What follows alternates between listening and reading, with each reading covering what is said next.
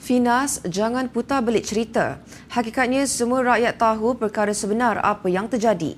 Itu ketika lantang seorang pemerhati membidas Perbadanan Kemajuan Filem Nasional Finas apabila tayangan filem aksi tempatan konspirasi ditamatkan selepas 7 hari ditayangkan. Meskipun filem tersebut pada asalnya dijadualkan untuk tempoh wajib tayang selama 2 minggu bermula 21 Mei.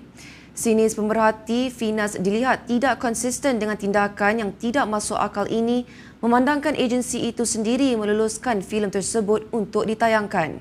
Namun kini menarik balik tayangan kononnya atas permintaan penerbit.